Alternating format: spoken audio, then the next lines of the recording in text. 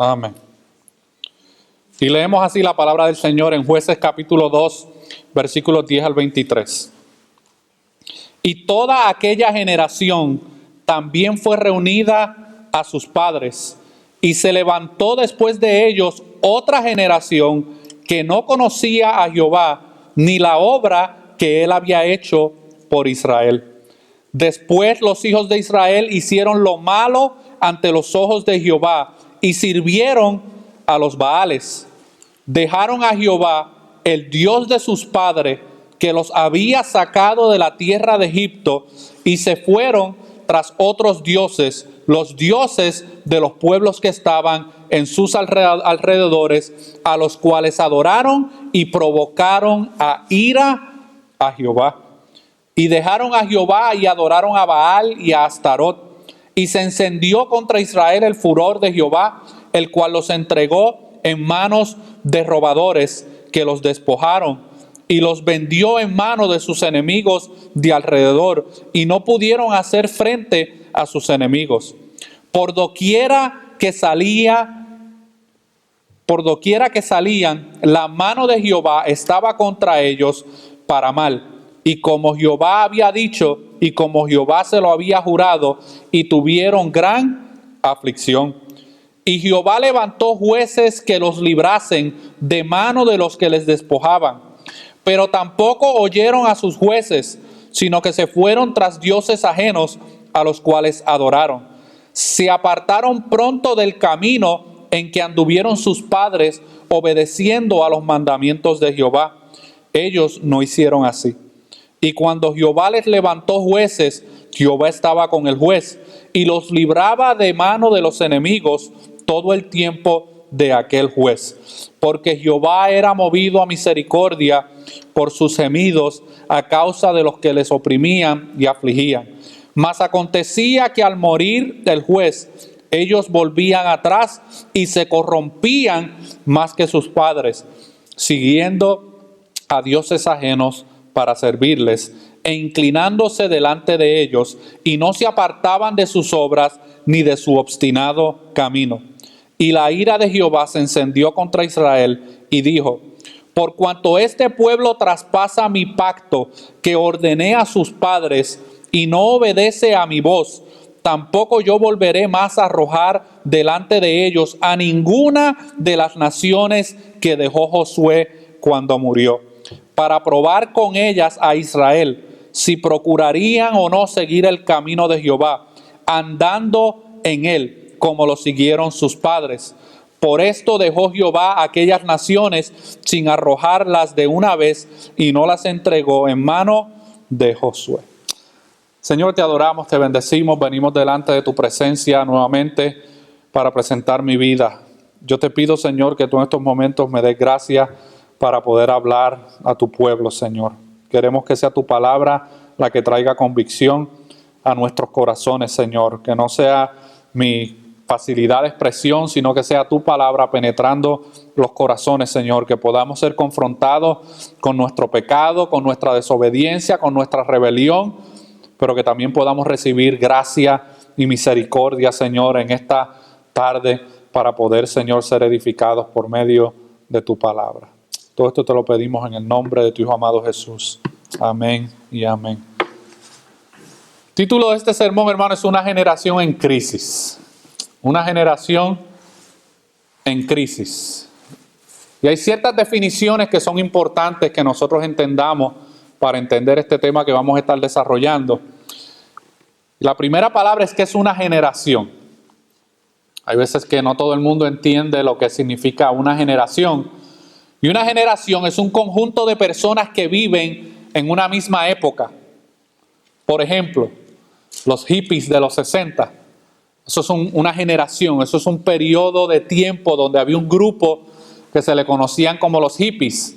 Pero esa generación pasó, y aunque todavía quedan por ahí todavía algunos rialengos, algunos todavía que forman parte de esa generación, que eran hippies cuando tenían 20 y 22 años, y ahora tienen 60 y 70 años y todavía se comportan igual.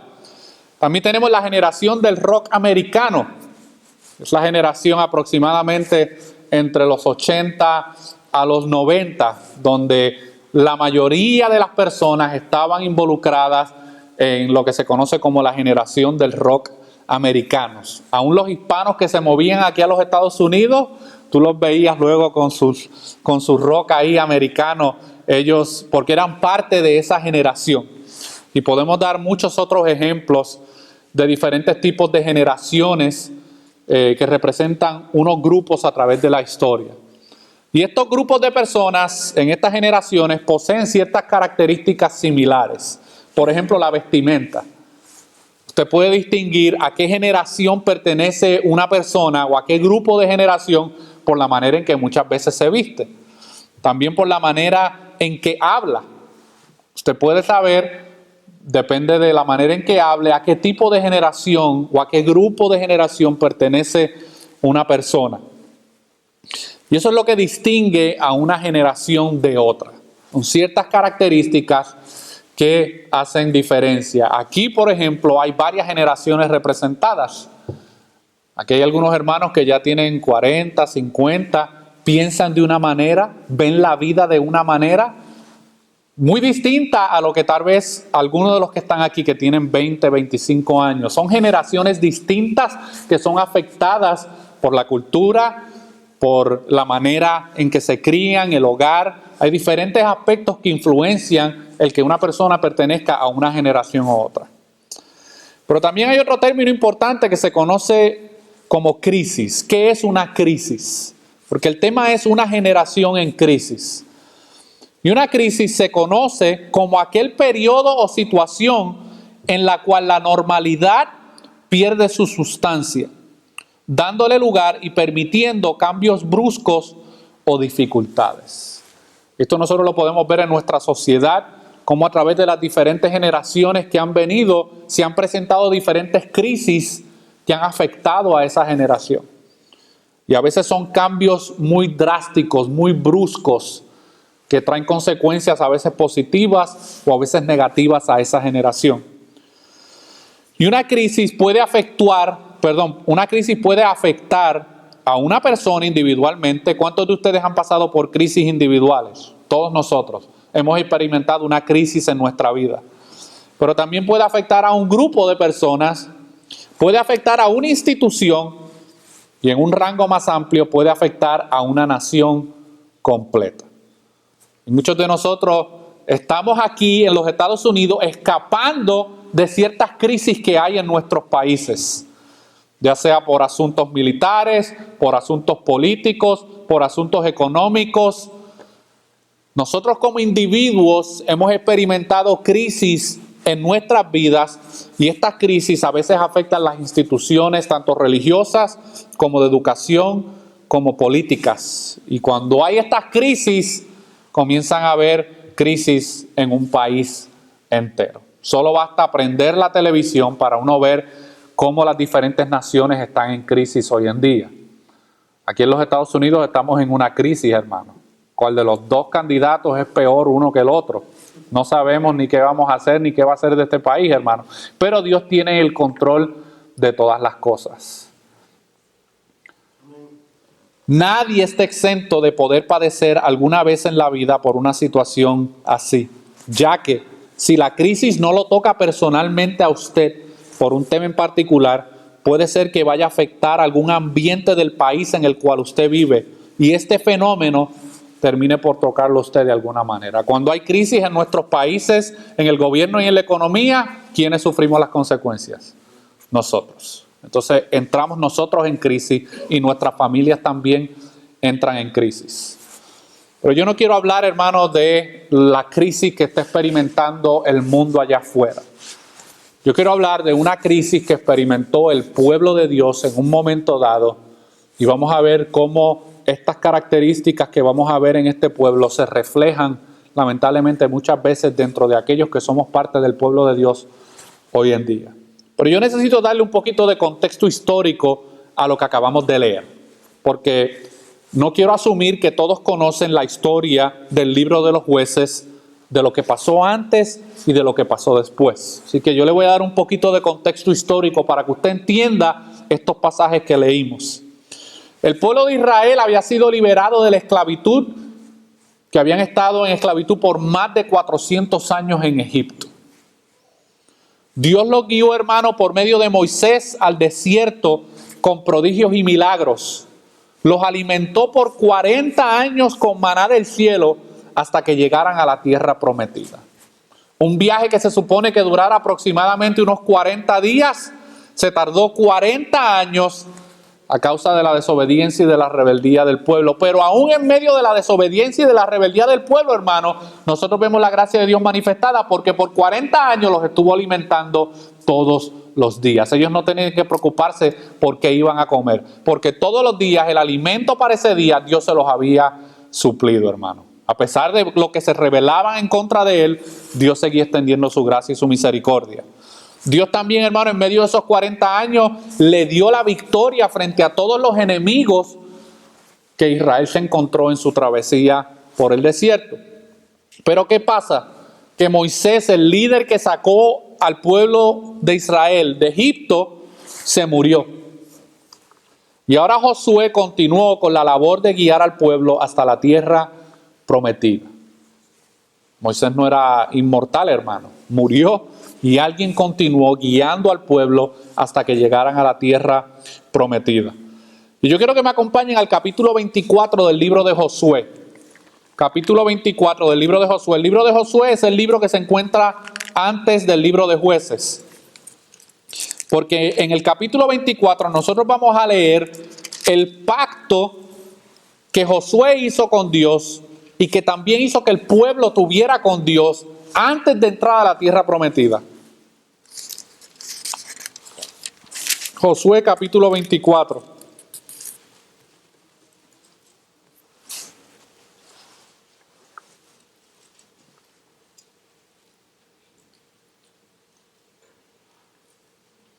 Y vamos a leer desde los versos 14 en adelante. Quiero que se imaginen en su mente a Josué como líder del pueblo con una multitud de millones frente a él. Y él está frente a este pueblo a punto de darle unas instrucciones para que ellos tomen una decisión antes de entrar a la tierra prometida. Y dice en el versículo 14, ahora pues temed a Jehová y servirle con integridad y en verdad, y quitad de entre vosotros los dioses a los cuales sirvieron vuestros padres al otro lado del río y en Egipto, y servid a Jehová. Y si mal os parece servir a Jehová, escogeos hoy a quién serváis, si a los dioses a quienes sirvieron vuestros padres cuando estuvieron al otro lado del río, o a los dioses de los amorreos en cuya tierra habitáis. Pero yo y mi casa serviremos a Jehová.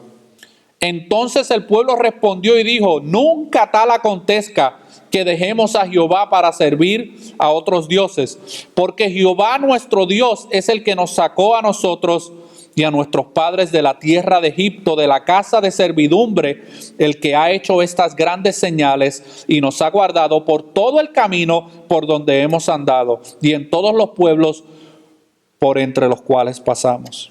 Y Jehová arrojó de delante de nosotros a todos los pueblos y al amorreo que habitaba en la tierra. Nosotros pues también serviremos a Jehová, porque Él es nuestro Dios. En el versículo 19 dice, entonces Josué dijo al pueblo, no podréis servir a Jehová, porque Él es Dios santo y celoso, no sufrirá vuestras rebeliones y vuestros pecados.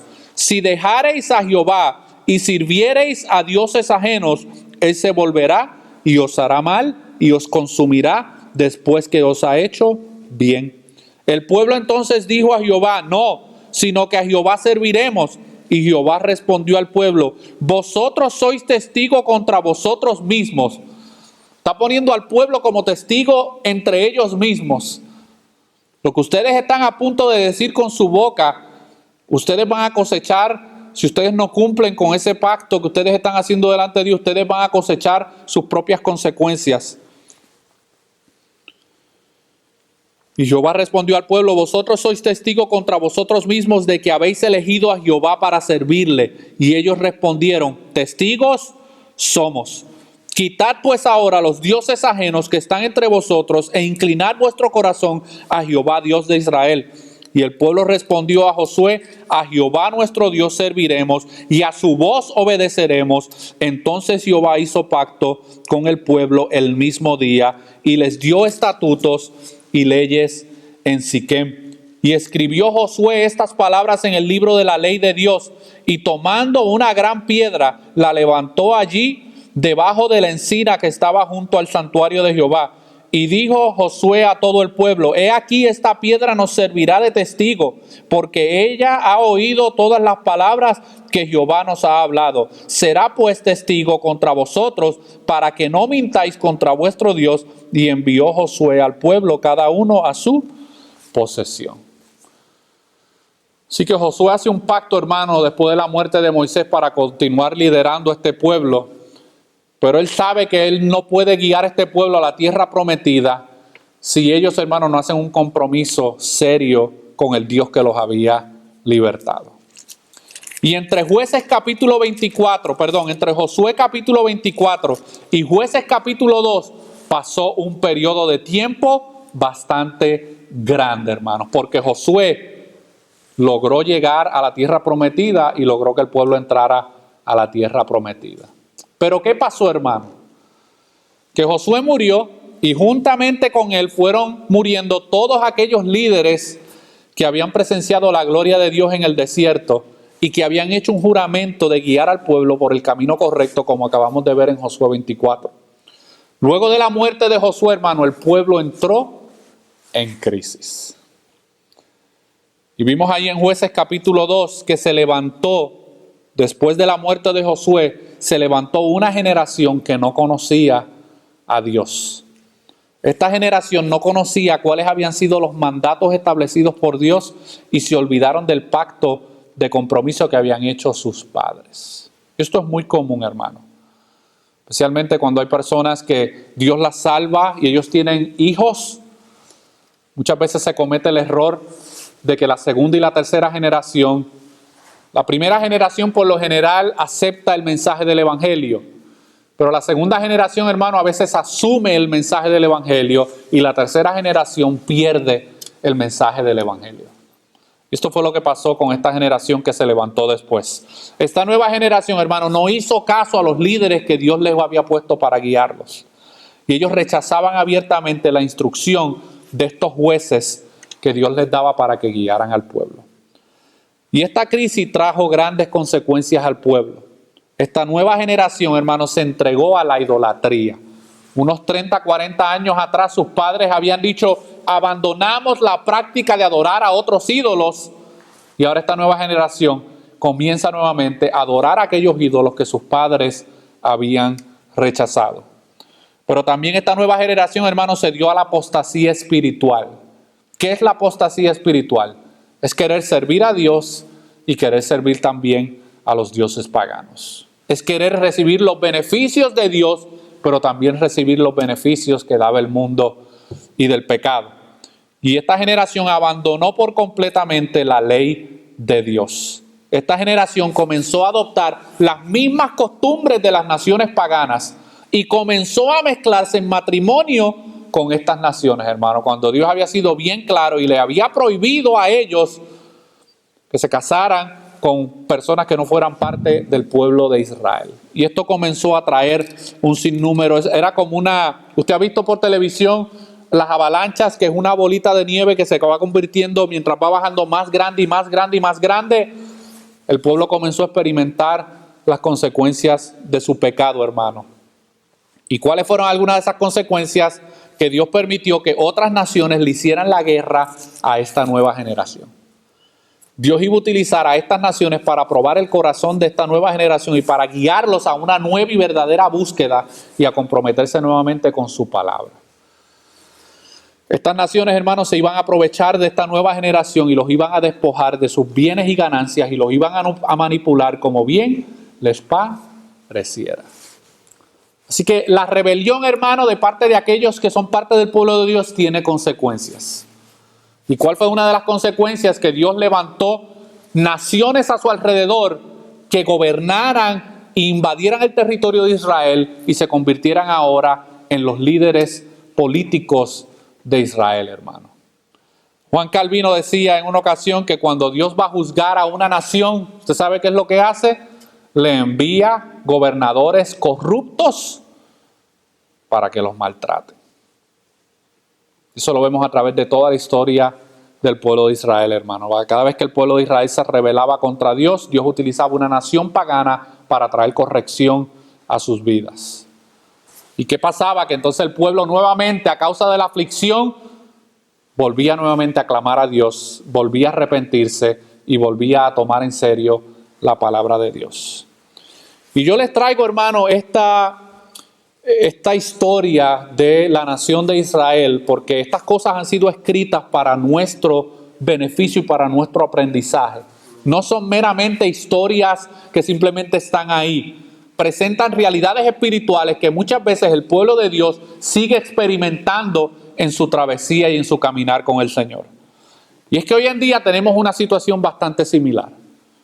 Hoy tenemos una generación, hermano, dentro del cristianismo que presenta el mismo cuadro espiritual de aquellos de esa nueva generación en Israel.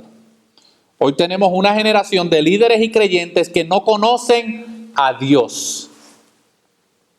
Nuestras iglesias se llenan todos los domingos, algunas más que otras. Y las estadísticas arrojan, hermano, que la mayoría de las personas que se reúnen en congregaciones no conocen al Dios al cual sirven y adoran. Se convierte en una tradición religiosa, una práctica religiosa. Esta nueva generación de hoy ha rechazado abiertamente el legado espiritual que le dejaron sus líderes del pasado. La historia de la iglesia, hermano, tiene casi 2000 años de historia, y en 2000 años de historia Dios ha usado a muchos hombres para mantener al pueblo sujeto y sometido a su palabra.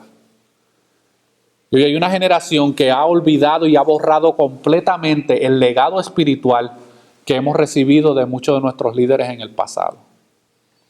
Tú le preguntas a un cristiano nominal quién es Martín Lutero y no te saben contestar. Y no es que Martín Lutero era una persona infalible, hermano. Es que fue un líder, parte de nuestra historia, parte de nuestro legado. Y como Martín Lutero, un sinnúmero de otros líderes, hermanos, que Dios usó a través de la historia de la iglesia para poder guardar la pureza, hermano, de la ley de Dios. Y hoy nosotros vamos a ver dos síntomas actuales de esta nueva generación que existe hoy en día dentro del cristianismo actual. Y quiero que me preste atención porque algunas de las cosas que vamos a compartir ahora van a doler. Usted sabe cuando usted está caminando por algún sitio y se choca con algo, con una esquina de una puerta o algo, ¿verdad que duele? Bueno, pues algunas de estas cosas que vamos a compartir van a doler, hermano. Pero el propósito es revelarnos a nosotros mismos cuál es nuestra condición y nuestra situación. No es para traer condenación sobre nuestras vidas, es para que veamos dónde estamos ubicados. La Sociedad Evangélica en el 2008 arrojó los resultados de una encuesta que había hecho en los Estados Unidos en relación al uso y estudio de la Biblia en aquellos que profesan ser seguidores de Cristo o que se identifican con el cristianismo. Y los resultados fueron los siguientes. El 73% de los cristianos solo abren la Biblia cuando el predicador va a predicar o cuando asisten a algún estudio bíblico.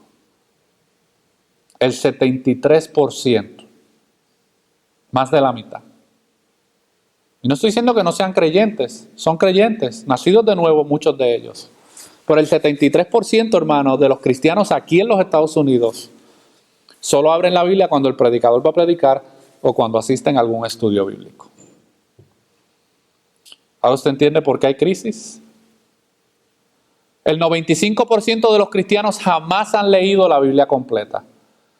En una nación que se proclama de ser evangélica, donde el 60% profesa ser creyente, nacido de nuevo, y que el 95% no haya leído la Biblia completa.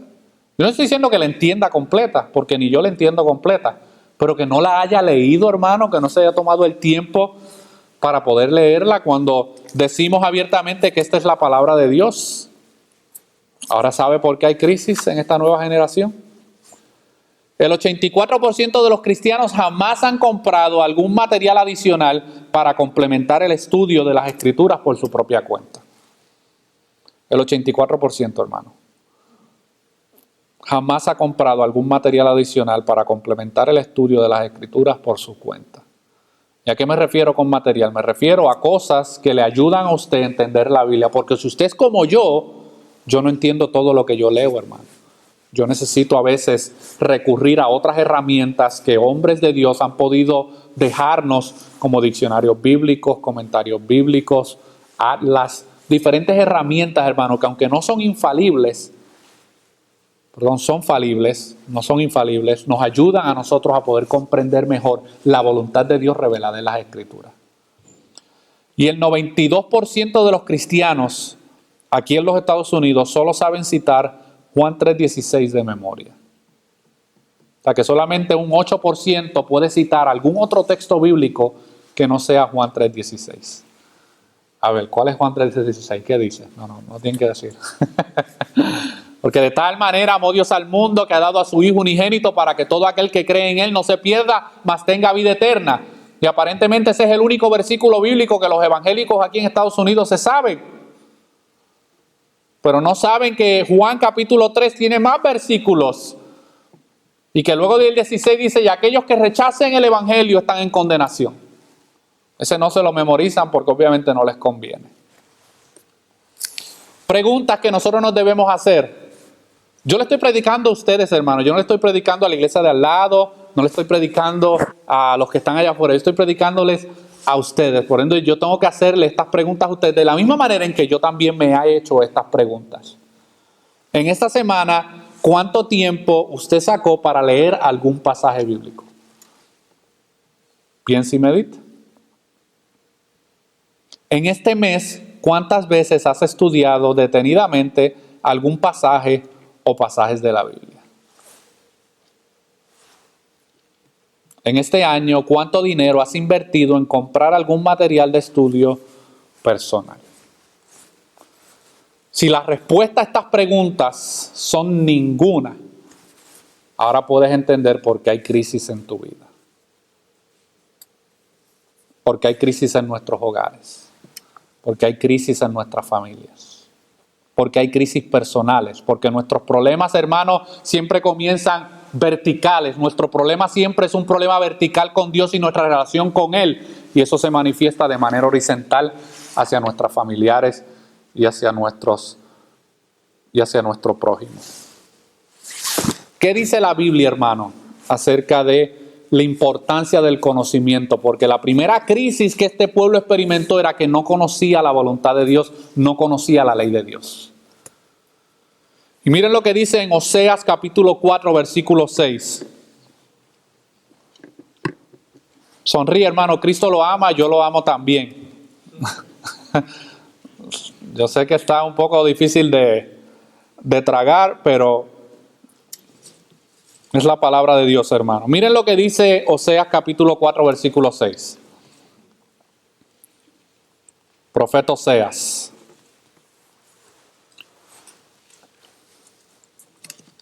¿Por qué fue destruido el pueblo de Dios en muchas ocasiones? ¿Por qué sufrieron consecuencias en sus vidas? Miren lo que dice el profeta Oseas. Mi pueblo fue destruido porque le faltó conocimiento. Por cuanto desechaste el conocimiento, yo te echaré del sacerdocio, y porque olvidaste la ley de tu Dios, hermano. Pero es interesante que no era que no había conocimiento disponible. El conocimiento de la ley de Dios estaba disponible para el pueblo en todo momento. Porque alguien puede decir, no, es que yo pues estoy en crisis en mi vida porque yo no conozco la voluntad de Dios. Este no era el caso. El pueblo de Dios conocía la voluntad de Dios, conocía cuál era la ley de Dios, pero ¿cuál fue la actitud de ellos? Rechazar y desechar el conocimiento de Dios, hermano. Y la razón por la cual esa generación en el tiempo de Josué entró en crisis era porque había desechado el conocimiento de la voluntad de Dios que sus padres habían recibido y que sus padres se habían comprometido a guardar. Y Cristo en San Juan capítulo 5 versículo 39 dijo lo siguiente. San Juan capítulo 5 versículo 39. Dice así el escritor de San Juan. Dice, esto es Cristo hablando.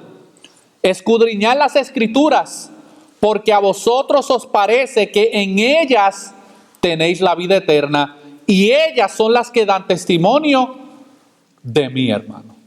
Aquí Jesús le está hablando a los fariseos, a los líderes de Israel, que estaban rechazándolo como el Mesías, como el Hijo de Dios, aquel que venía a redimirlos de sus pecados. Y Él les dice a ellos, escudriñen las escrituras, porque las escrituras dan testimonio de mí. Ustedes piensan que por medio de la escritura tienen la vida eterna, están en lo correcto, pero la vida eterna soy yo y ustedes me están rechazando. Son las escrituras, hermanos, las que dan testimonio de la vida y de la obra de Cristo. Y nosotros como creyentes de esta nueva generación en el Cristo, nosotros tenemos que conocer la persona y la obra de Cristo. ¿Y dónde vamos a encontrar esa revelación, hermano? Por medio de las Sagradas Escrituras. Y en Primera de Timoteo capítulo 4 versículo 13, miren el consejo que el apóstol Pablo le da a Timoteo. Y es el mismo consejo que Dios nos da a nosotros en esta tarde.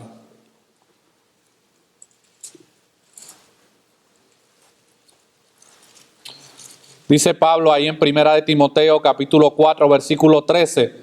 Entre tanto que voy, ocúpate en la lectura, la exhortación y la enseñanza. Y está Pablo dándole un consejo a un pastor joven, Timoteo, y le está diciendo, en lo que yo llego allá a visitarte, ocúpate. Timoteo estaba trabajando con una iglesia en la ciudad de Éfeso. Y dice, ocúpate en la lectura, en la exhortación y en la enseñanza. ¿Y cómo Timoteo iba a poder exhortar y enseñar al pueblo que Dios había puesto frente a él si no había lectura de las Escrituras en su vida, hermano? Y en Hechos capítulo 17, versículos 10 al 11, encontramos un grupo de creyentes que estaban haciendo algo en particular que debe ser nuestra actitud todo el tiempo. En Hechos capítulo 17, versículos 10 al 11, una historia bastante conocida. Dice, inmediatamente los hermanos enviaron de noche a Pablo y a Silas hasta Berea. Y ellos, habiendo llegado, entraron en la sinagoga de los judíos. Pablo y Silas estaban predicando el evangelio y le dijeron, váyanse a tal ciudad a predicar el evangelio. Y ellos se fueron y entraban en la sinagoga de los judíos a predicar el evangelio de Cristo. Pero miren lo que dice el versículo 11. Y estos eran más nobles que los que estaban en Tesalónica, pues recibieron la palabra con toda solicitud, escudriñando cada día las Escrituras para ver si estas cosas eran así. Así que aquí está Pablo como predicador, como evangelista, compartiendo el mensaje del evangelio y confirmando en las sinagogas judías que aquel Mesías que ellos estaban esperando era la persona de Cristo y que ellos lo habían crucificado. Y estos cristianos en la ciudad de Berea, hermano, no simplemente aceptaron las palabras de Pablo como verdad, sino que ellos fueron a las Escrituras para comprobar si lo que Pablo estaba predicando tenía evidencia bíblica en el Antiguo Testamento. Dice que ellos eran más nobles que los que estaban en Tesalónicas. Y eso debe ser una actitud de nosotros en todo tiempo como nueva generación en Cristo, hermano. Nosotros debemos tener un compromiso de escudriñar las Escrituras para conocer la ley de Dios. Y el segundo aspecto de crisis que experimentó el pueblo de Israel y que muchas veces se ve en nuestra generación hoy en día, era una crisis en el discernimiento. Una crisis en el discernimiento. ¿Qué es el discernimiento? Es la habilidad de distinguir y diferenciar por medio de los sentidos o de la inteligencia una cosa de otra u otras, especialmente la verdad de la mentira. ¿Alguna vez usted ha estado frente a alguien que usted sabe que le está metiendo un cuento? Y usted está así sonriéndose frente a él, pero por dentro está, ¿qué clase de embuste me está tratando de mentir, de dar?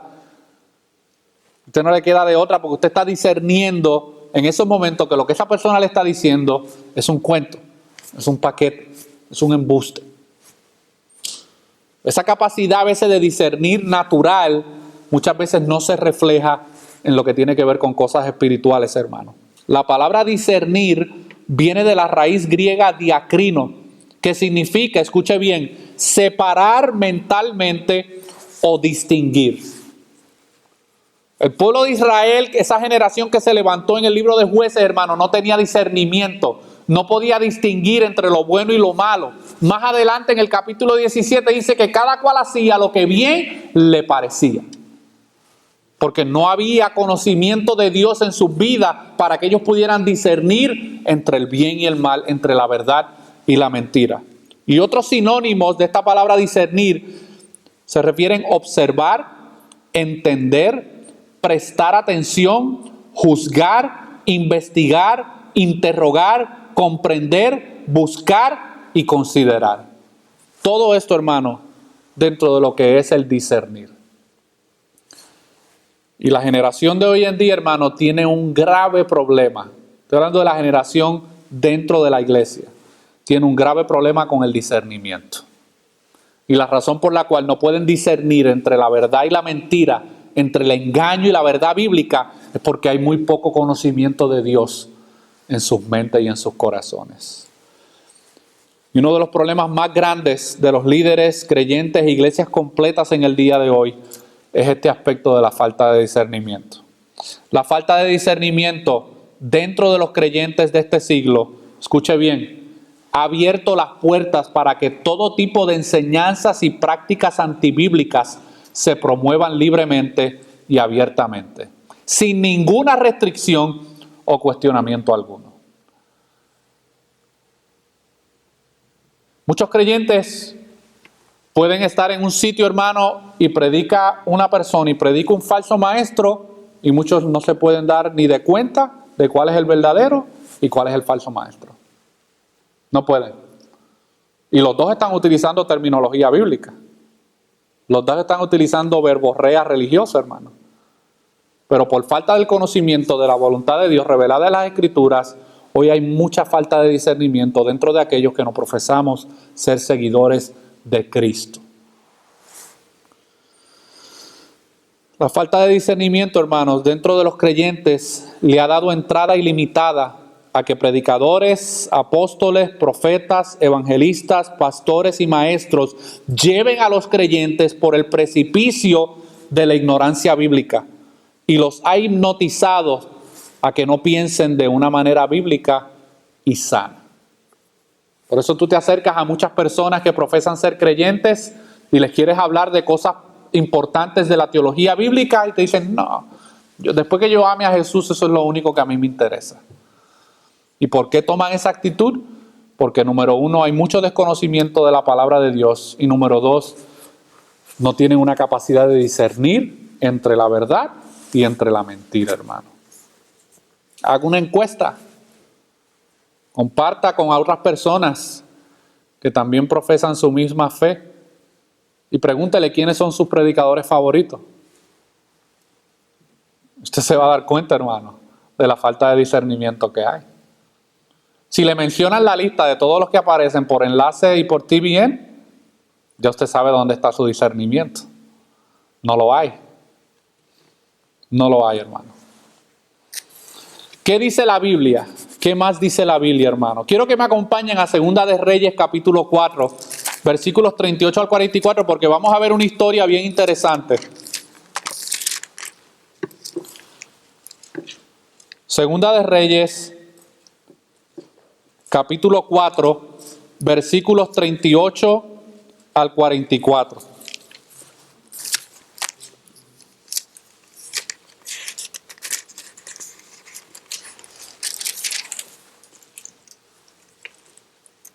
Segunda de Reyes, capítulo 4, versículos 38 al 44. Aquí vamos a ver una historia bien interesante del profeta Elías juntamente con otros profetas. Y miren lo que pasó.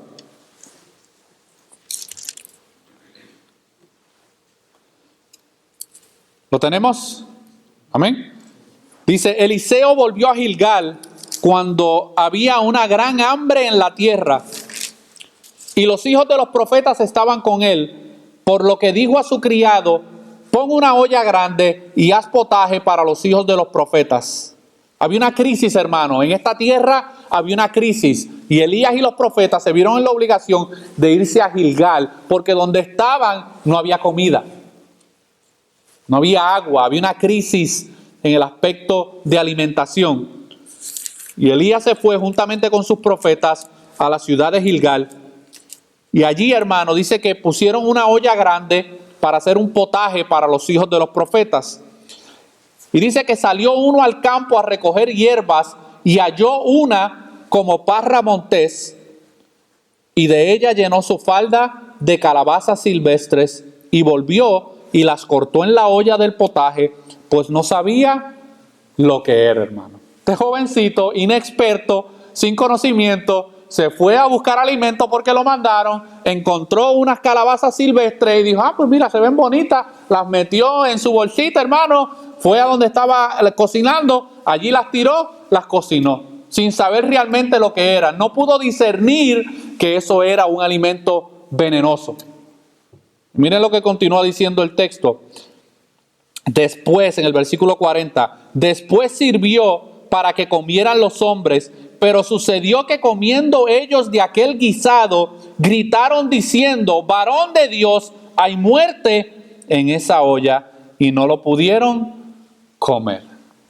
Así que en el momento en que alguno de ellos, hermano, con la hambre que tenían, probaron, aunque sea un poquitito de lo que se iban a comer, algunos de ellos se dieron cuenta que lo que estaba en esa olla era muerte, hermano. Los iba a matar. Y ahí pudieron, dice en el versículo 41, él entonces dijo: traed harina, y la esparció en la olla, y dijo: da de comer a la gente, y no hubo más mal en la olla. Pero si no llega a haber ese discernimiento por parte de estos profetas para poder ver que lo que se iban a comer los iba a matar, ese día iban a morir un montón de profetas, hermano, incluyendo Elías. Ve la importancia del discernimiento, y esto es un aspecto físico, hermano. Esto es simplemente poder discernir entre comida y comida. Pero cuando no hay discernimiento espiritual en nuestras vidas, podemos correr el riesgo de también comernos ciertos alimentos espirituales que parecen a los ojos provechosos, pero que realmente son venenosos y que pueden contaminar nuestra vida espiritual, hermano. Acompáñame a Hebreos capítulo 5, versículos 11 al 14. Yo sé que este mensaje no es de los que producen muchos amén. Está bien, no hay problema. Una ocasión un pastor me dijo: Jorge, cuando tú prediques, si la gente se ríe mucho contigo, preocúpate. Preocúpate. Hebreos capítulo 5, versículos 11 al 14. Viste el escritor de Hebreo dándole consejos a una comunidad de judíos creyentes. Y miren la recriminación que les hace. En Hebreos 5, del 11 al 14. Dice: acerca de esto tenemos mucho que decir. Si usted lee los primeros 4 capítulos de Hebreo, el escritor a los hebreos viene hablando acerca de la persona de Cristo y cómo Cristo es superior a los ángeles, cómo Cristo es superior a Moisés, cómo Cristo es superior a Aarón, cómo Cristo es superior al tabernáculo, cómo Cristo es superior a los sacrificios. Y ahora se detiene y le dice: acerca de esto, de estas cosas que ya les vengo hablando, tengo mucho que decir, y es difícil de explicar. ¿Por qué? Por cuanto os habéis hecho tardos para oír. Él quería seguir explicándole cosas profundas acerca de la verdad bíblica y de la persona de Cristo, pero en esos momentos no podía.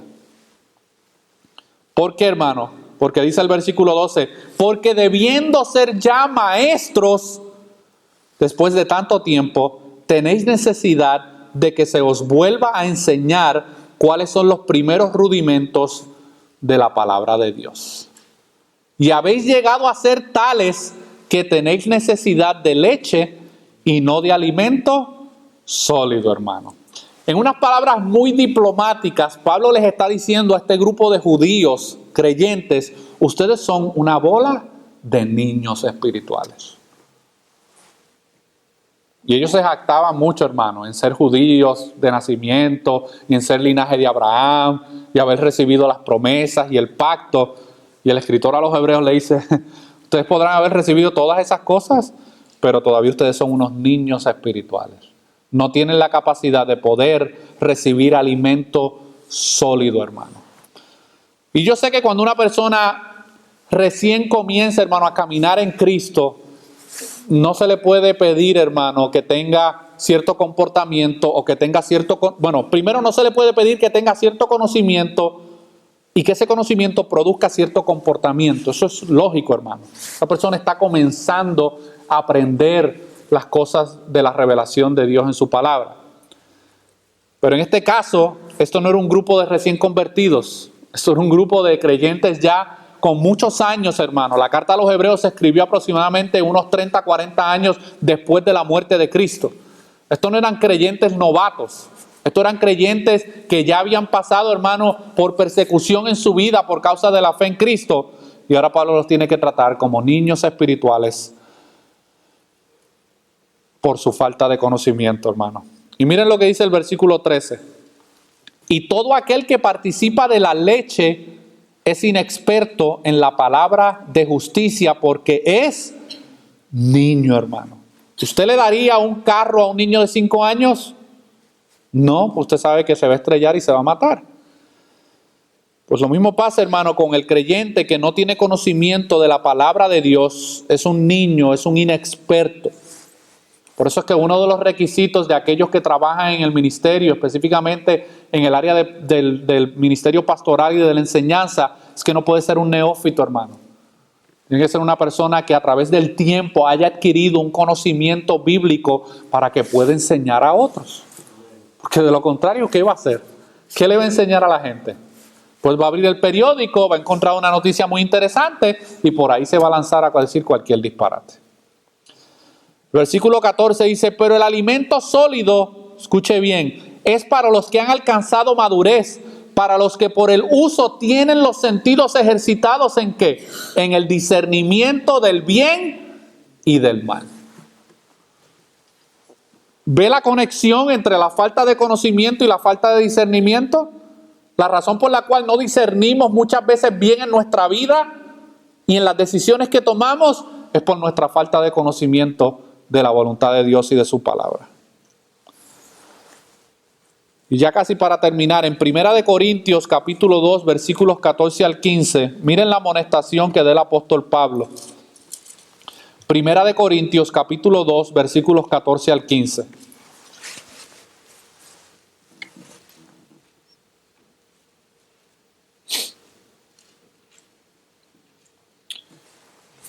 Aquí vamos a hablar de dos tipos de hombres. Y cuando hablamos de hombre me estoy refiriendo tanto a género masculino como femenino. Dice así la palabra ahí en 1 Corintios capítulo 2 versículos 14 al 15. Pero el hombre natural no percibe las cosas que son del Espíritu de Dios. ¿Quién es el hombre natural? El hombre natural es aquella persona que no ha nacido de nuevo. Aquella persona que no es creyente en Cristo. Aquella persona que no ha sido redimida por Cristo. Ese es el hombre natural. Y dice, el hombre natural no percibe las cosas que son del Espíritu de Dios, porque para él son ¿qué? Son locura, hermano. Porque usted cree que dicen los evangélicos son una bola de locos. Porque el hombre natural no puede entender las cosas que son del Espíritu de Dios. Porque para él son locura y no las puede entender, hermano.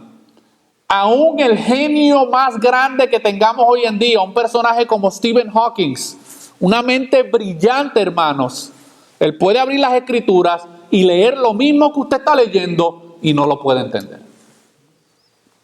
Porque es un hombre natural, es un hombre que no tiene el Espíritu de Dios en su vida.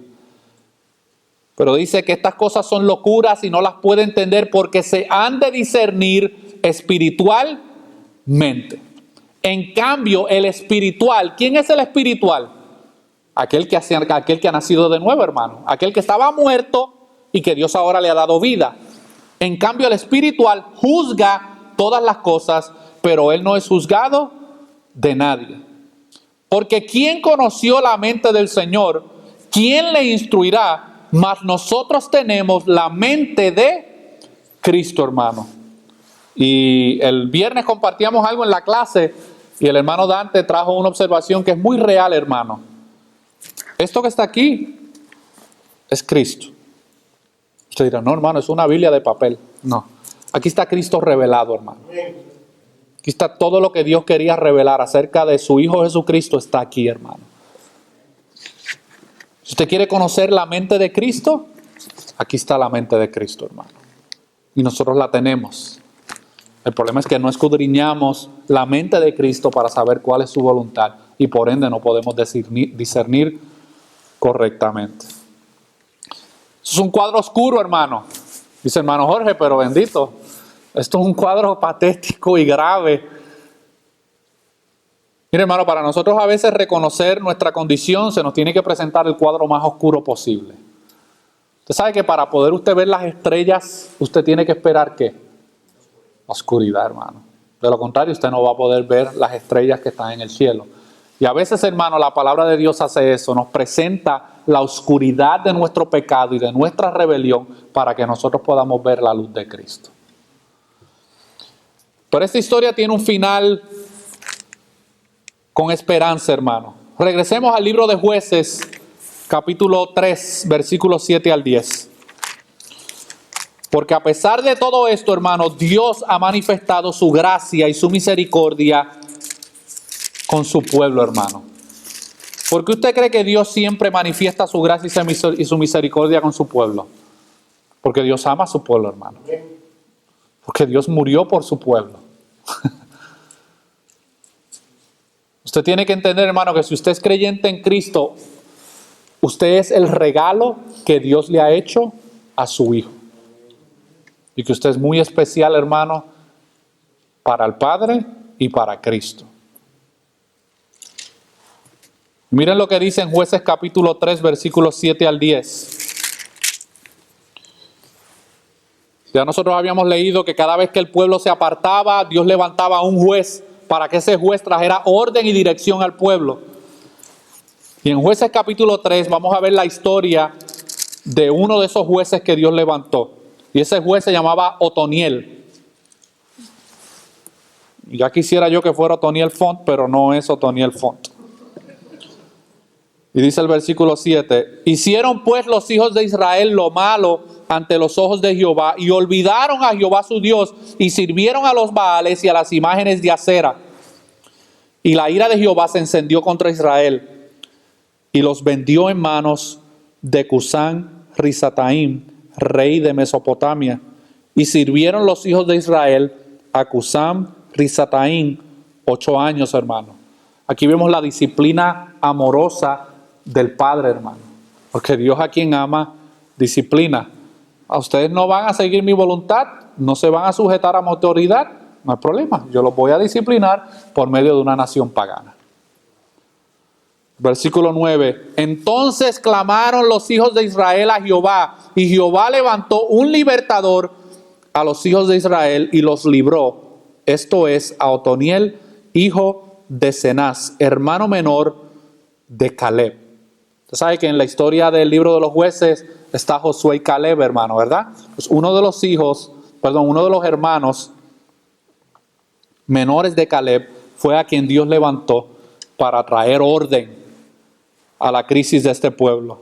Y dice en el versículo 10, y el Espíritu de Jehová vino sobre él y juzgó a Israel y salió a la batalla. Y Jehová entregó en su mano a Cusán Risataim, rey de Siria, y prevaleció su mano contra Cusán Risataim, y reposó la tierra 40 años, y murió Otoniel, hijo de Cenaz, hermano. Así que por 40 años el pueblo de Israel tuvo un líder que los estuvo guiando hacia la voluntad de Dios y llevándolos de nuevo al pacto que ellos habían hecho, que sus padres habían hecho en tiempos pasados, hermano.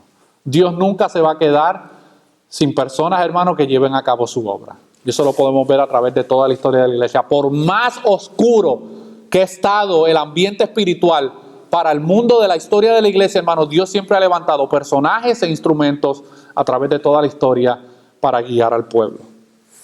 Y a pesar de esta crisis, hermano, que nosotros vimos en esa generación de Josué y en la crisis que tenemos hoy en día, yo estoy convencido, hermano, de que Dios va a levantar a una generación que está comprometida con su palabra. Y mi deseo, hermano, es que esa generación esté aquí. Que Dios pueda capacitarlos a todos ustedes, a que ustedes puedan ser esa generación distinta, hermano, que lleve al pecador a los pies de Cristo, pero que también pueda guiar a otros que tienen el discernimiento apagado y que no pueden discernir entre la verdad y la mentira que se está propagando hoy en día desde muchos púlpitos. Una generación, hermano, como decía Isaac en el pasaje que leyó en el libro de Joel, hermano, una generación llena del Espíritu de Dios. Mire, hermano, nosotros tenemos un legado bíblico que nosotros no podemos permitir que ciertos grupos religiosos nos secuestren el poder del Espíritu Santo en nuestras vidas. Independientemente de que hay ciertos grupos que abusan del Espíritu Santo y que lo que hacen es un show y una manipulación, nosotros tenemos un legado bíblico, hermano, del verdadero poder del Espíritu Santo en transformar vidas, y nosotros no podemos permitir que nos lo sigan secuestrando. Queremos tener, hermano, una generación llena del Espíritu de Dios, no para hacer shows o para manipular a la gente o para promover sus agendas personales, hermano. Y yo tengo la convicción, hermano, no soy profeta ni hijo de profeta, pero lo estoy viendo con mis propios ojos. Cuando yo hablo con pastores de América Latina, Centroamérica, México, Suramérica, yo estoy viendo con mis ojos lo que Dios está haciendo, hermano. Una generación, hermano, que pueda discernir entre el bien y el mal, entre la verdad y la mentira, entre lo que es de Dios y lo que no es de Dios. Y Dios necesita, hermano, una generación, escuche bien, que vuelva a redescubrir aquellas cosas por las cuales sus antepasados dieron sus vidas. Usted le pregunta a un cristiano común, cuando hablo de común no estoy hablando despectivamente, estoy hablando de un cristiano en general. Usted le pregunta cosas como que, ¿cuáles son las 5 solas de la fe cristiana? ¿Las qué? Se te queda mirando como si tú le estuvieras hablando en otro idioma, hermano. ¿Qué significa sola fe? ¿Qué significa solo Cristo? ¿Qué significa sola gracia? ¿Qué significa sola escritura? No te saben contestar, hermano.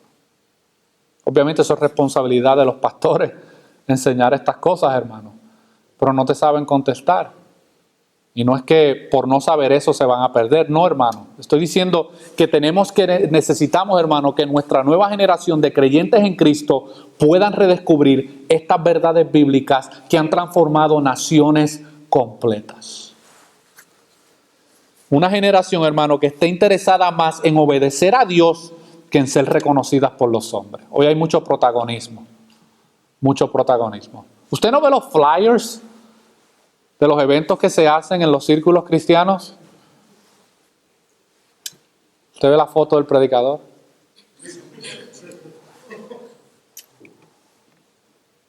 Es pura promoción, hermano. Es pura exaltación personal. Te invitamos a una noche de gloria y milagros, sanidades y unción con el apóstol intergaláctico fulano de tal. Todo es promoción, hermano. Ellos realmente no están interesados en la gloria de Dios. Ellos no están interesados en que los creyentes que están ahí sentados y que van a escuchar su supuesto sermón puedan crecer en el conocimiento de Dios y que puedan discernir. Y lo triste es que abren su boca, despilfarran su mentira y su engaño, y lo más triste es que los que están sentados ahí dicen amén. O algunos de ellos se van muy profundo y dicen, wow, deep. Revelación muy profunda, hermano. Cuando es puro veneno lo que le están dando en la olla. Y una generación, hermano, que al igual que Otoniel, vaya a la batalla. En este caso, hermano, en contra del engaño. Y que lleve al pueblo a una renovación de su compromiso con Dios. Y yo, hermano, le he pedido al Señor que me ayude a poder ser, aunque sea un granito de arena, hermano, en poder sembrar esto en los corazones. Tal vez lo vea con mis ojos. Tal vez después que yo me muera es que comiencen a ver los frutos, hermano. Pero ese es mi deseo. Y que cada uno de ustedes también pueda ser parte de lo que Dios quiere hacer, hermano. Y que podamos, número uno, nosotros comprometernos con Dios y con su palabra para que podamos ver una transformación en nuestra sociedad. Si usted se cree que nuestras sociedades y nuestras comunidades van a ser transformadas por medio de justicia social, usted está soñando en pajaritos preñados. La justicia social, hermano, es buena, tiene su beneficio, pero no transforma las sociedades. Y para terminar, quiero que me acompañen a Jeremías capítulo 15, versículo 19. Jeremías capítulo 15, versículo 19. Esta es la amonestación que el profeta Jeremías le da al pueblo, o mejor dicho, que Dios le da al pueblo por medio de la boca del profeta. Jeremías 15, 19. Jeremiah 15, 19.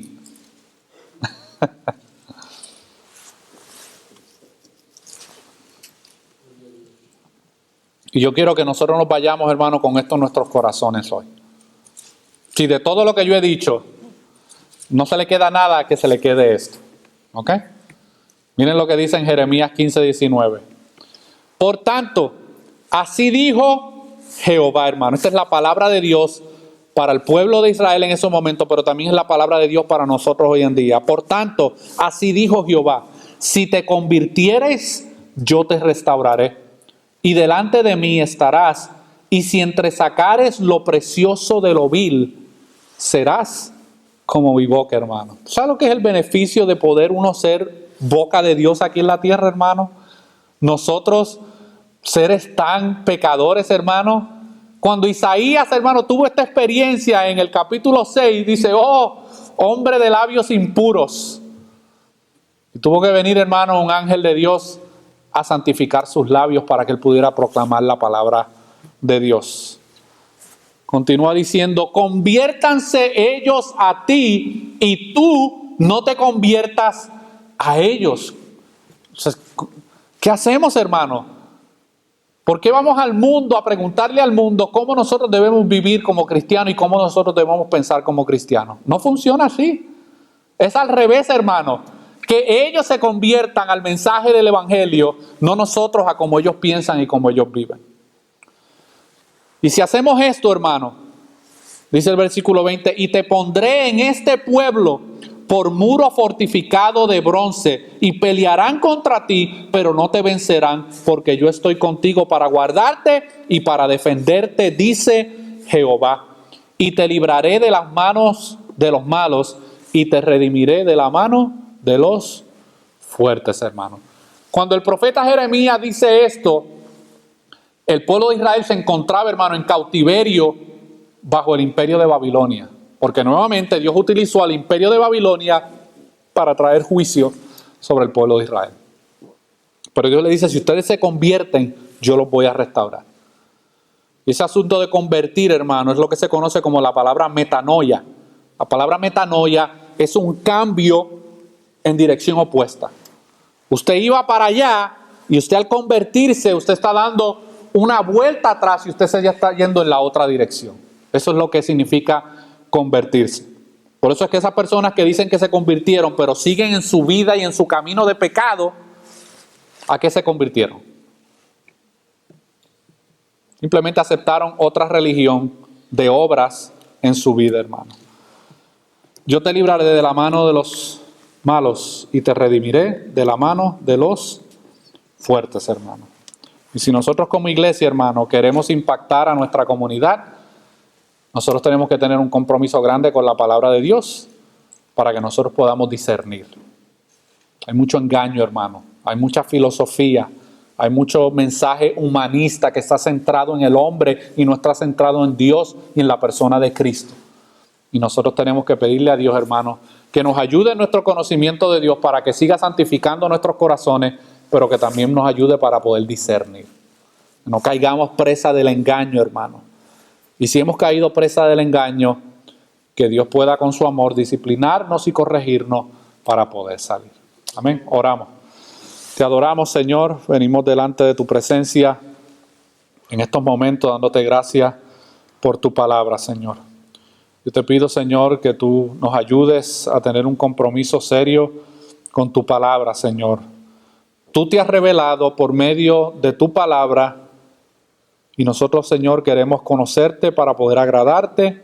Ayúdanos a poder comprender tu voluntad que ha sido revelada por medio de las Escrituras, Señor. Ayuda a cada uno de mis hermanos en sus diferentes situaciones personales y familiares, Señor. Donde hayan crisis, Señor, que tú puedas traer fortaleza, que tú puedas también traer entendimiento, guianza, para que podamos, Señor, guiar nuestras vidas con el conocimiento de tu palabra, Señor, porque el conocimiento de tu palabra es suficiente para sacarnos de cualquier crisis en la cual nos podamos encontrar, Señor. Pon este deseo en los corazones, Señor. Yo puedo predicar tu palabra, pero el Espíritu Santo es el que hace la obra en los corazones, Señor. Tu palabra dice que aquel que comenzó la buena obra la perfeccionará hasta el día de Jesucristo, Señor. Yo no tengo el control sobre la santificación de cada uno de mis hermanos en esta tarde, Señor, pero tú sí. Si han sido salvados, si han sido redimidos, Señor, tú te encargarás de corregir esas áreas en nuestra vida que necesitan corrección. Tú te encargarás de disciplinar nuestras vidas, Señor, si lo necesitamos, para que podamos ser instrumentos útiles en tus manos para proclamar tu verdad, Señor. Y tú has levantado, Señor, un juez por encima de cualquier juez que tú has levantado para tu pueblo, Señor. Y tú has levantado a un libertador que es mejor libertador y más grande libertador que todos los libertadores que tú levantaste para el pueblo de Israel. Y ese es tu Hijo Jesucristo. Por medio de Cristo, Señor, tú traes libertad. Por medio de Cristo tú traes salvación, Señor. Y si aquí hay una persona que todavía no ha llegado a esa revelación de la persona de Cristo, yo te pido que tú hagas una obra en ese corazón, Señor. Que tú convenzas de pecado, de justicia y de juicio, y que pueda ver la oscuridad de su pecado para que la luz de tu evangelio pueda llegar a lo profundo de ese corazón en tinieblas y pueda resplandecer tu gloria para salvación, Señor. Te damos gracias en el nombre de tu Hijo amado Jesús. Amén y amén.